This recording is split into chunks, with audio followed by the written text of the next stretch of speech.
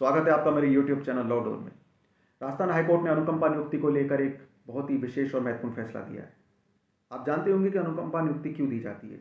जब भी किसी सरकारी कर्मचारी के सेवा में रहने के दौरान अचानक मृत्यु हो जाती है तो ऐसी स्थिति में उस मृतक कर्मचारी के परिवार के किसी भी योग्य सदस्य को अनुकंपा नियुक्ति दी जाती है, जिससे कि परिवार पर आए अचानक आर्थिक संकट से परिवार को उबारा जा सके। ऑनरेबल हाईकोर्ट के सामने प्रश्न यह था इस मामले में कि यदि किसी मृतक कर्मचारी की 2 पत्नियां हैं तो क्या उस दूसरी पत्नी के पुत्र को भी अनुकंपा नियुक्ति के लिए पात्र माना जा सकता है या नहीं माना जा सकता। इस मामले में ऑनरेबल राजस्थान हाईकोर्ट ने माना कि मृतक कर्मचारी की दूसरी पत्नी के पुत्र को भी अनुकंपा नियुक्ति के लिए वैध रूप से पात्र माना जा सकता है। तो आइए विस्तार से जानते हैं इस फैसले के बारे में।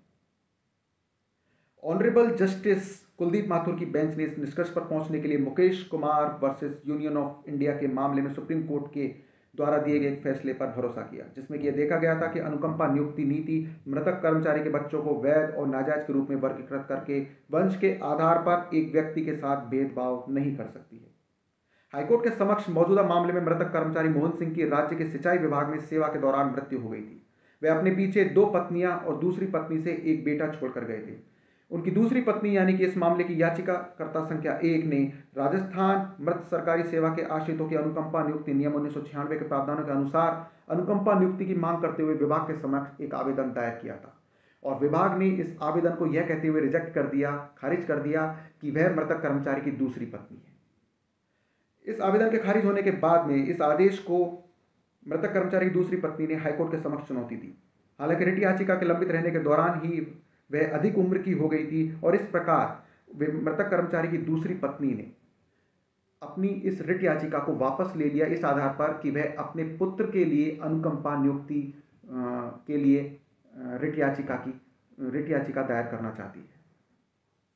इसके बाद में जतिन सिंह याचिकाकर्ता संख्या 2 के अभ्यावेदन को भी सिंचाई विभाग ने इस आधार पर खारिज कर दिया कि दूसरी पत्नी का बेटा होने के कारण वह अनुकंपा के आधार पर नियुक्ति का हकदार नहीं है।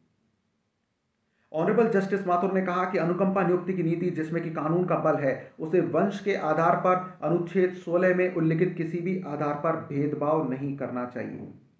कोर्ट ने यह निष्कर्ष निकाला कि इस संबंध में वंश को किसी व्यक्ति के पारिवारिक मूल को शामिल करने के लिए समझा जाना चाहिए। पारिवारिक मूल में अनुकंपा नियुक्ति के दावेदार के माता पिता के विवाह की वैधता और दावेदार की उनके बच्चे के रूप में वैधता शामिल है। याचिकाकर्ता संख्या 2 को अनुकंपा के आधार पर नियुक्ति के लिए 1996 के नियम के तहत विचार करने से इस आधार पर इनकार नहीं किया जा सकता कि वह मृतक कर्मचारी की दूसरी पत्नी का बेटा है। इस केस का टाइटल है Chandra Devi and others versus state of Rajasthan and others.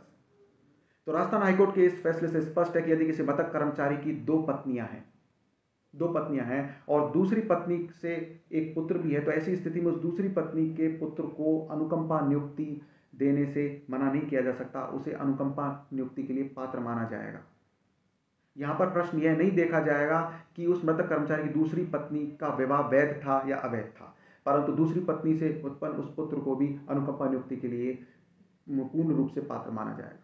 तो यह जानकारी आपको कैसी लगी मुझे कमेंट बॉक्स में लिख के जरूर बताएं। इसे आप ज़्यादा से ज़्यादा शेयर भी करें, जिससे कि किसी के काम भी आ सके, किसी जरूरतमंद के काम आ सके।